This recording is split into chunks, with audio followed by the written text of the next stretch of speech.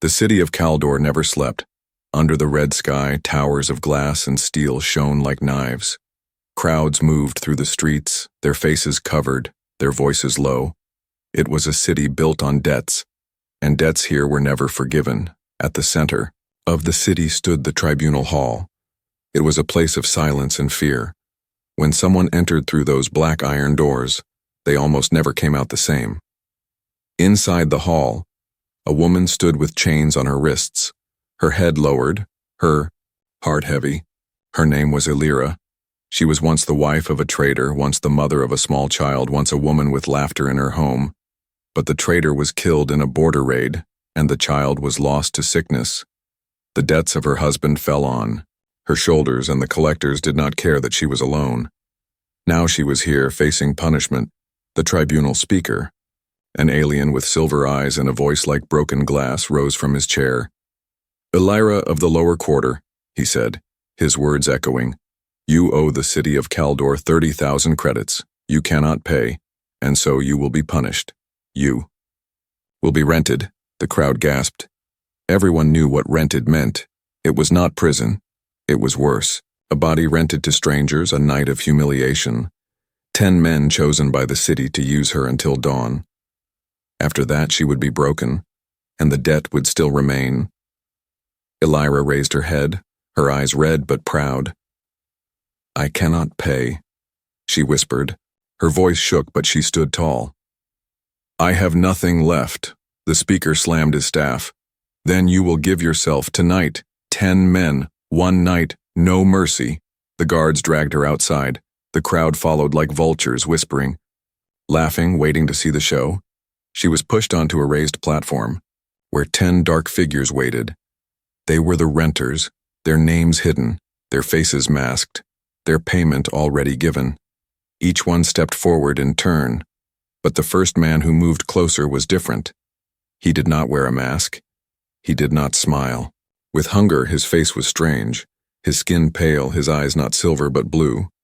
He was taller than the others, his walk slower, careful. The crowd whispered again, "Who is he?" "Not one of us, not from Caldor." Elira felt his eyes on her. She expected cruelty, she expected coldness. But what she saw in his face was something else, something she had not seen in years. It was pity, and maybe something stronger. The man stopped in front of her, the guards watching, the crowd waiting. He reached out his hand, but instead of striking her or pulling her chain, he lifted the broken cloth that barely covered her and wrapped it tighter around her shoulders. The crowd gasped again. No one had ever done such a thing. Elira's breath caught in her throat. She whispered, "Why?" But the man said nothing, only looked at her with those human blue eyes. And in that moment she realized something. This man was not like the others. This man was not from this world at all. The speaker shouted, "Begin the punishment." The other 9 men laughed, eager, ready to step forward. But the human did not move. Instead, he placed himself between her and the crowd, standing tall, silent, unshaken. The guards frowned. The crowd grew restless, and Elira's heart beat faster. For the first time since her husband died, she felt a small spark inside her chest, a spark called hope. The night was only beginning, the punishment was only starting, but something was about to change. The first man who took her was not her destroyer. He might be her savior. The crowd around the platform grew louder. They wanted the punishment to begin. They wanted the 10 men to step forward one by one. But the first man did not move like the others. He stood still, his shoulders strong, his face calm. His blue eyes did not leave Elira. The guards shouted at him, "Take your turn, human, do not waste our time." The word struck her, human. She had heard of them only in whispers, stories told in shadows. Humans were rare in Caldor. Some said they came from a distant planet called Earth. Others said they were dangerous, full of fire and defiance. She had never seen one until now. The human turned his head slowly to the guards. His voice was steady, deep, and strange. "She is not yours to break," he said. The crowd erupted. In laughter, not theirs to break. She was already sentenced, already punished, already lost. Elira's heart pounded. Why would he speak for her? No one ever spoke for the punished. Not even family, not even friends. When the tribunal gave its command, the city obeyed. The second man, one of the renters, stepped forward with anger. His mask glowed red. His hand reached for Elira, but the human blocked him with a single move. A strong hand on the man's chest pushed him back. The crowd gasped again. No one had ever defied the order of rental before. The guards rushed to the platform, but the human raised his hands, not to fight, not yet. "I paid my credits," he said coldly. "That means my time is mine, and no one else touches her until I am finished." The law was twisted, cruel, and filled with holes. But what he said was true. The first man's rights came before the second. The guards paused. The crowd hissed. The alien renters grumbled with anger. But the speaker of the tribunal gave a sharp nod. "The human speaks true. His time is first. You will all wait." And so the guards pulled back. The second man cursed. The others whispered behind their masks. Elira stood frozen. Her breath caught. The chains on her wrists felt heavy, but her heart felt light. The human took her by the arm gently, carefully, not dragging her, not hurting her. He led her off the platform and into a narrow corridor. The crowd booed. Some shouted, some threw stones. But the guards allowed it, because the law gave him the right. And so the punishment night began. But not as anyone expected. Inside the dark corridor, away from the eyes of the mob, Elira whispered, "Why are you doing this?" Her voice shook. Her hands trembled. But the human only looked at her and said, "Because no one else will." They walked deeper into the building, the sounds of the crowd fading behind them. The human found a quiet chamber, lit by a single, weak lamp. He guided her inside, closed the door, and removed his coat. He wrapped it around her shoulders. Covering the torn cloth she wore, her body shook. Not from fear of him, but from the strange kindness. "No one covers a renter," she said softly, almost to herself. The human sat across from her, his eyes steady. "My name is Kyle," he said. He spoke the word like a stone falling in still water. "Who are you?" She stared at him in silence. No one had asked her name since the tribunal took her. Finally, she whispered, "Elira." Kyle nodded. "Elira," he repeated as if the name mattered. She felt a strange warmth in her chest, a feeling she thought was long dead. For a moment, the silence was heavy. Then she asked, "Why are you here, human? Why in Caldor?" His eyes darkened, his jaw tightened. "I was a soldier," he said. "My ship crashed beyond the trade routes. I was captured, sold, and now here." Elira's eyes widened.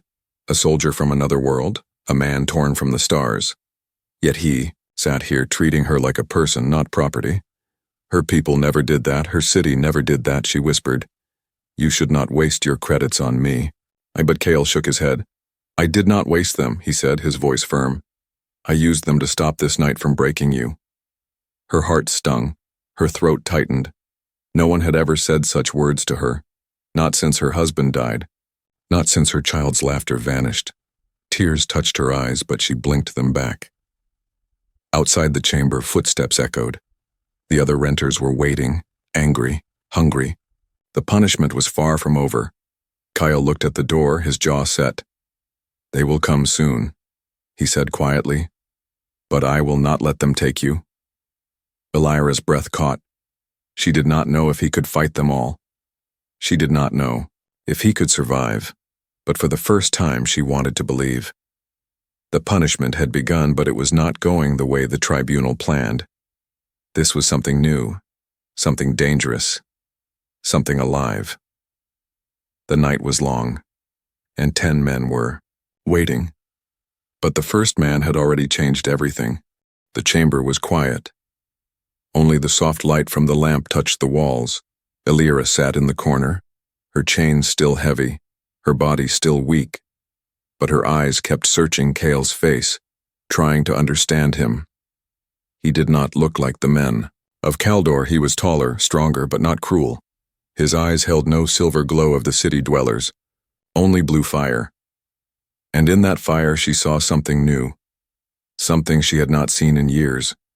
A will to fight. A will to protect. Cale sat across from her, his back straight, his hands calm on his knees. He had fought battles on other worlds. He had stood against armies. But tonight he faced something stranger. Not an enemy with weapons, but a law of cruelty. A crowd hungry for blood, Elira whispered. Why risk yourself? You do not even know me. Her voice trembled, part fear, part wonder. Cale's eyes softened. I do not need to know you to see the truth, he said. You are not what they call you. You are not property. You are not debt. You are a person. Her heart struck against her ribs. Those words were forbidden in Caldor. No one spoke of renters as people, not even family. And yet this human, this stranger, spoke them without fear. Elira lowered her head, her hair falling across her face. Tears touched her cheeks. Hot and unwanted, she whispered. My husband died in the raids, my child too. I had no one left. The debt swallowed me whole. Her voice cracked. Now I am nothing, just a number on their list. Cale leaned forward, his voice low but strong. You are not nothing, he said. You survived, you still stand. That makes you more than they can ever be. Her breath shook. She had forgotten what it felt like to be spoken to like that. Not as a burden, not as shame, but as something worth saving. But before she could answer, a loud bang shook the door. The second man had come. His voice was sharp, filled with anger. Your time is over, human. Open the door. Elira's body stiffened with fear. Her punishment was not finished. 9 others still waited. She whispered, They will come. You cannot stop them all. But Cale rose to his feet, tall as a wall. His hand went to his belt where no weapon rested, only his fists. He turned to her and said quietly, I will not let them touch you. The door shook again, harder this time. Do not make me break it, the second man roared. Cale stepped closer to Elira, his presence steady like a shield. She felt his strength, and for a moment, the fear faded. The lock rattled, but Cale spoke loud and clear. The law says my time is mine. I am not finished. Silence followed, then mocking laughter. Do you think we care for your time, human? She belongs to all of us. Elira's heart raced. The door was about to burst. The night was about to turn bloody. She reached out, her chained hand touching Cale's arm. Do not fight them, she whispered. They will kill you. And then, me too. Cale looked at her, his eyes steady. I have faced death before, he said, but I have never faced someone like you. Her breath caught. She did not know if he meant courage or sorrow or something deeper. But his words lit a flame inside her chest, a flame of hope, a flame of something she could not name. The door cracked, a hand shoved through, clawed and eager. Cale moved like lightning, grabbing the wrist and twisting until bone cracked. A scream echoed outside. The crowd gasped. Cale slammed the door shut again, his jaw tight, his shoulders braced. Elira stared at him, shocked. This man was no ordinary fighter. He had training, skill, the kind of strength her people feared. He was more than a renter, more than a stranger. He was human. And humans were different. The noises outside grew louder. The second man cursed. The others whispered angrily. They will all come now, Elira whispered, her voice shaking. Cale turned back to her, calm even as danger closed in. Then let them come, he said. I have fought worse than this. Her chains rattled as she pulled her knees close. She should have been afraid, but instead, she felt safer than she had in years. This man, this human, had no reason to fight for her. Yet he did, and she wondered why. Why would he risk everything for me? The lamp flickered, the night deepened, the crowd outside roared. Cale stood in the shadows like a soldier ready for war. Elira's heart trembled with fear and hope, tangled together. The punishment was supposed to break her, but instead, the first man had begun to change her, and outside 9 men still waited. The night was not over, it had only begun. The corridor outside the chamber thundered with voices. The second man cursed and shouted. The others stirred with restless anger. The punishment was delayed. and the crowd outside demanded blood, but inside Cale stood like a wall between Elira and the door. Elira sat on the floor, chains clinking, her breath shallow, her eyes never left him. She had seen men of Caldor obey the law like slaves, but this one man, this human, refused. He was not afraid, and that frightened her even more. The door shook again, a heavy blow from outside. "Open it," the second man roared. Cale's voice was calm, but his tone carried steel. "You will wait," he said. The crowd hissed in fury, but the tribunal's speaker did not move. By law, the first man still held his turn. The second man spat curses, but for a moment he stepped back. Elira whispered, "They will not stop. You cannot fight them all." Cale turned his head slightly, his eyes meeting hers. "I have fought armies," he said softly. "I can fight them too." Her heart twisted. He spoke as if his life meant nothing, but to her it suddenly meant everything. No one had ever stood for her before, and now she feared to lose him before she even understood why. The silence outside broke. The second man kicked the door open with a scream. The wood cracked, splinters flying. He stormed in, taller than Elira, his mask glowing with crimson light. His hands were claws, his breath hot with rage. "Step aside, human, or die." Cale did not move. He raised his fists, simple human fists, no weapons, no claws. Elira's breath froze as the two collided. The second man swung with speed, but Cale slipped aside, striking the alien's ribs with a sharp blow. A crack echoed. The crowd gasped from the corridor. The alien stumbled, clutching his side, rage boiling in his eyes. Elira had never seen such movement. Quick, sharp, precise. Her people fought with brute force, but this human fought like a storm. Every strike was clean, every dodge exact. He was not wild, he was trained. This was a soldier. The second man roared and charged again. Claws flashing, Cale caught his arm, twisted and slammed him against the wall. The mask broke. The alien's face was revealed, twisted in pain. The crowd shouted, half in shock, half in fury. The tribunal speaker stood, his silver eyes flashing. "Enough, human," he barked, but Cale's voice cut across him like a blade. "No." The crowd fell into silence. Even Elira's breath stopped. This one word had never been spoken against the tribunal before. Yet Cale said it without hesitation. The second man groaned on the floor, broken and beaten. Cale looked at the crowd through the broken doorway. "If you want her, you come through me," he said. His voice was not loud, but it carried weight. It carried fire. Elira trembled, not with fear, but with awe. This man stood alone against 10, against the tribunal, against the city itself. And yet he did not bend. For the first time in years, she felt her chains were not the end of her life. Perhaps they could be broken. The third man stepped forward from the crowd, his mask black, his body heavy, but the others hesitated. Whispers ran through them like smoke. "This human, who is he? Why does he fight for her? Why does he not obey?" The tribunal speaker slammed his staff again. "The punishment will continue, or the law is broken." But Cale stood firm. "Then the law is broken," he said. Gasps filled the air. Elira's heart raced. The speaker's silver eyes blazed with fury. "You dare defy the tribunal? You dare spit on the law of Caldor?" Cale's fist clenched. "I dare because your law is not justice," he said. "It is cruelty, nothing more." The crowd shifted uneasily. No one had ever said such words in the hall. Elira looked at him, and for a moment she believed he could stand against them all, believed he could survive, believed he could save her. But she also knew the danger. The tribunal would not allow defiance. The city would not allow hope. And Cale had painted himself as their enemy. Guards rushed forward, heavy spears in their hands. The crowd shouted again, some for blood, some in fear. Cale took a step back, placing himself directly in front of Elira. Her chains rattled as she tried to rise, but he motioned for her to stay. "Stay behind me," he whispered.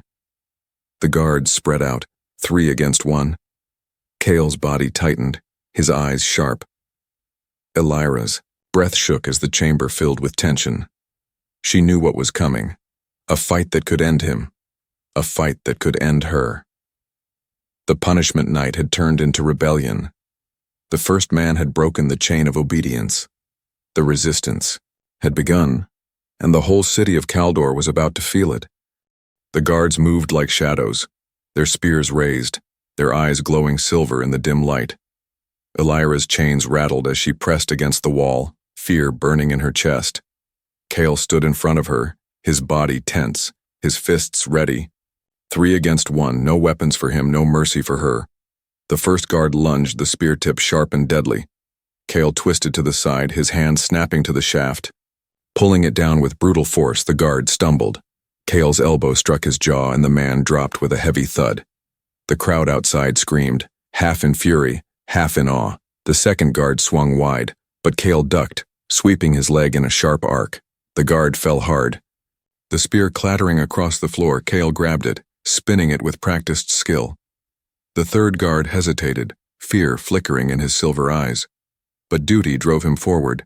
The clash echoed, metal against strength, spear against claws. Cale fought like he had done this 1,000 times. Every strike was precise, every move deadly. The guards were trained, but they were not soldiers like him. Not human soldiers, within moments. The chamber floor was littered with broken spears and groaning bodies. The crowd outside roared, "Kill him, kill them both!" The tribunal speaker's voice thundered, "Seize them, no mercy!" Cale turned to Elira, his chest heaving but his eyes steady. "We must go now," he said. Her chains rattled as she struggled to stand. "I cannot run with these," she whispered, her wrists bleeding. Kyle broke a spear shaft across his knee and used the sharp end to smash the locks. The chains fell with a heavy clang. Elira gasped, her arms free for the first time since the tribunal dragged her here. "Come," Cale said, taking her hand. The warmth of his grip sent a shiver through her. She nodded, though fear still clung to her like a cloak.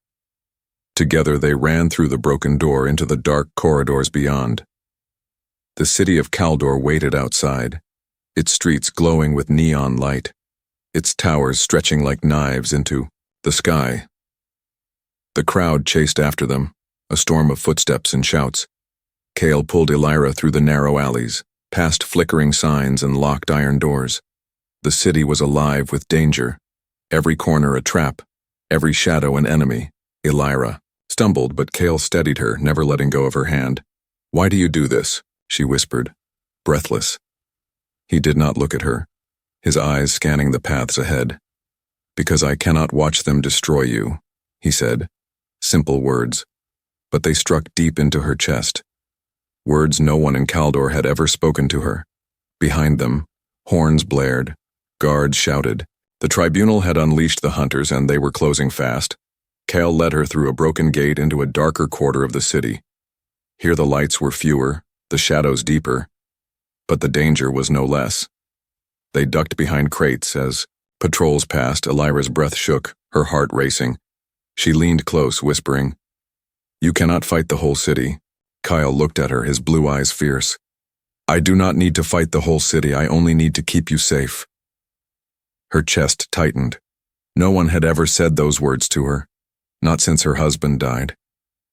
She felt tears burn her eyes, but she held them back. The night was not a place for tears, but for survival. They moved again, slipping through alleys, crossing bridges above glowing canals. The smell of smoke and rust filled the air. Every step was a risk, every breath a prayer. Yet through it all, Cale stayed close, his presence strong, steady, unbreakable. At last, they reached the edge of the lower quarter. Beyond the wall lay the outer streets, a place of criminals and exiles. It was dangerous but safer than the tribunal's reach. Cale paused, scanning the blockade ahead. Dozens of guards waited there, spears raised, lights burning. A trap. Elira's hope cracked. "They are everywhere," she whispered, her voice breaking. "We cannot pass." Cale's jaw tightened, his eyes sharp with thought. "We will find another way," he said. But even as he spoke, the horns blared again. The hunters had found their trail, closing in from behind, trapped, enemies ahead, enemies behind. Elira clutched Cale's arm, her voice shaking. They will kill us both. Cale turned to her, his face calm despite the storm. Then we fight until there is nothing left, he said. His voice carried. No fear, only fire. Elira's chest trembled, torn between terror and faith. This man, this human, stood against everything. The tribunal, the guards, the hunters, the city itself. And yet he did not bend. Her heart, long broken, long silent, felt something stir. Something alive. Something dangerous. The guards at the blockade began to march forward. The hunters closed. From behind the trap was set, the night was about to explode. Elira whispered, "Kyle." He looked at her, his blue eyes burning. "Stay close," he said. And with those words, he stepped forward into the storm. The night pressed heavy on.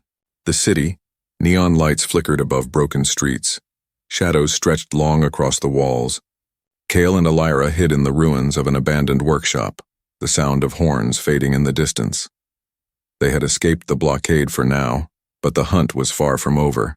Elira sat on a broken crate, her wrists raw where the chains had once been. Her chest rose and fell with ragged breaths. She looked at Cale, standing at the doorway, watching the street with sharp eyes. He had not rested, not even for a moment. Always alert, always ready.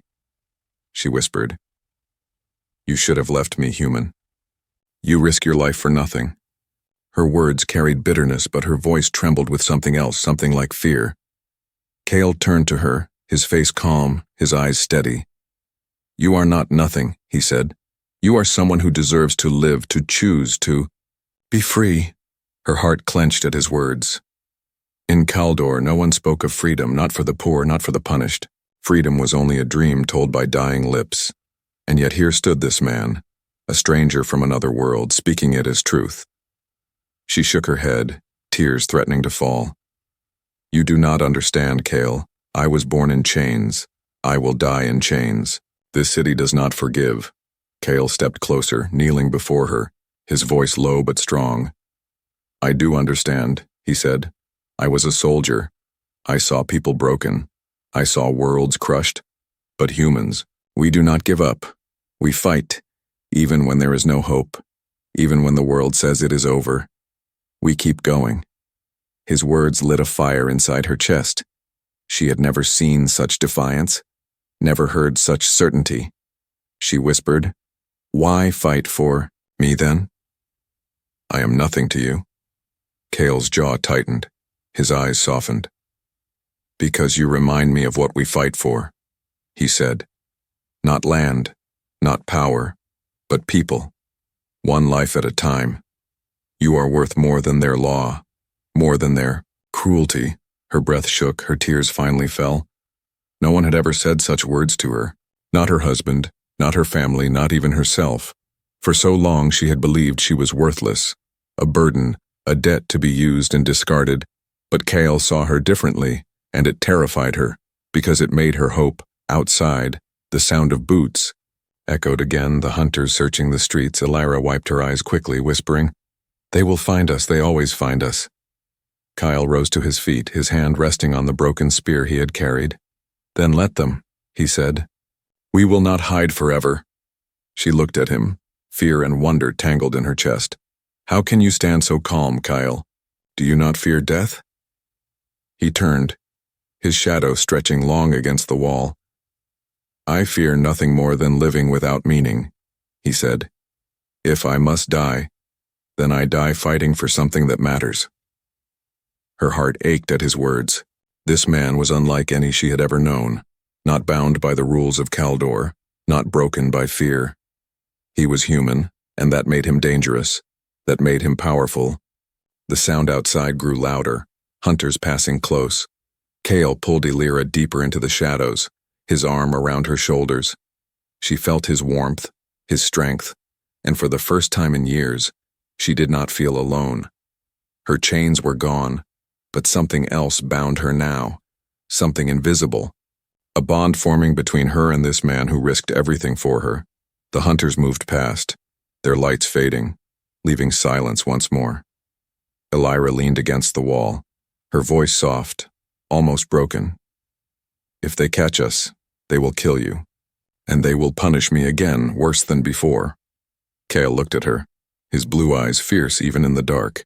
Then they will have to kill me first, he said, and I promise I will not fall easy. Her chest tightened, her breath trembling.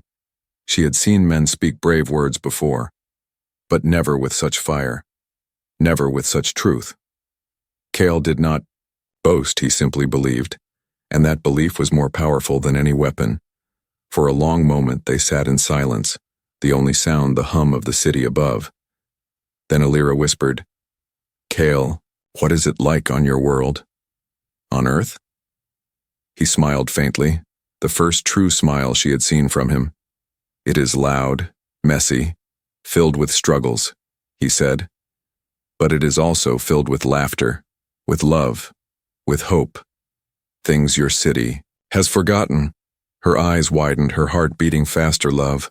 The word burned in her mind. She had thought it lost, buried with her husband.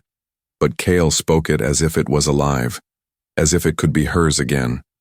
The night stretched on, but inside the broken workshop something had changed. Two souls from different worlds sat side by side, one broken by chains, the other scarred by war, and between them something fragile but powerful began to grow.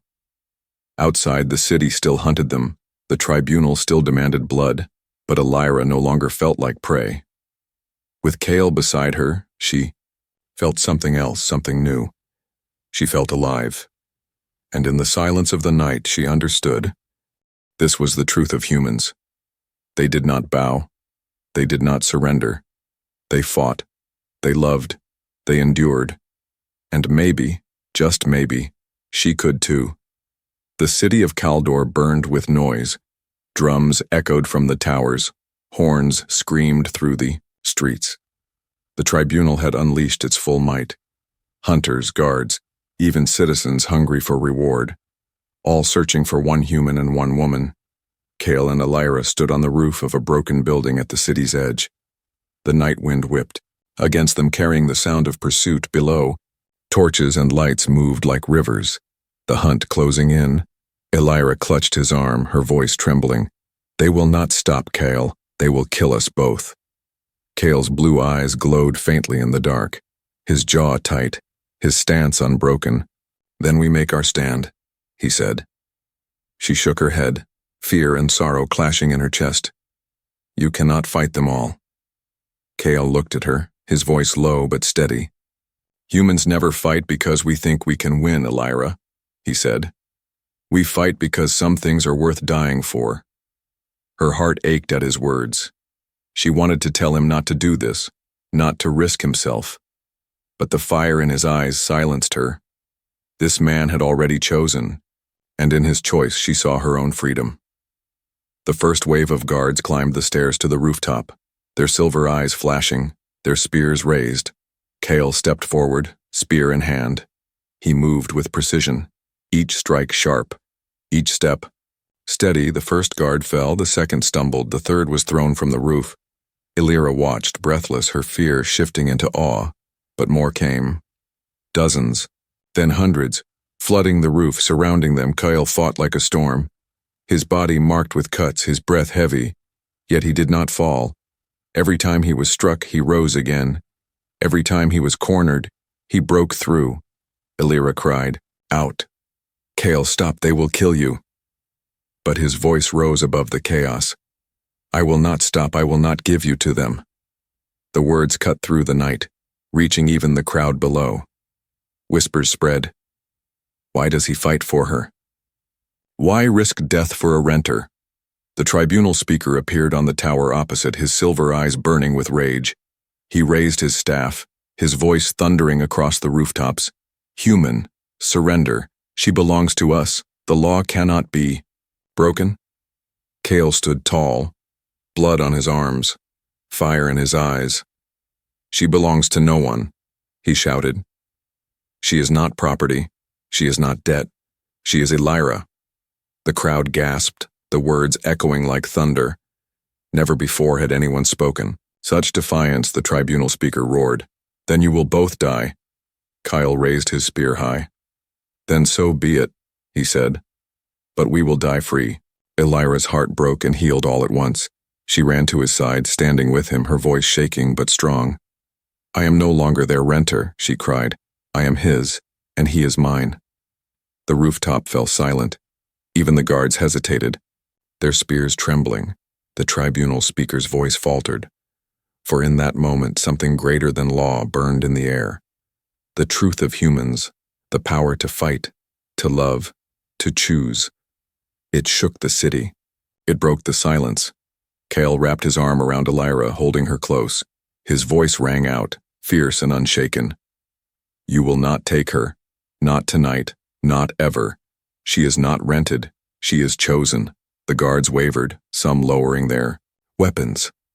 The crowd shifted, whispers turning into murmurs, murmurs into shouts. Doubt spread like wildfire. The tribunal speaker slammed his staff again, but the sound was weaker now. His authority cracked. Cale stood tall, bloodied but unbroken. Elira at his side, chains gone, fear gone. Together they faced the city, not as prey, not as property, but as people, as equals, as something greater. The horns wailed once more, but the sound carried no power. The city had seen the truth.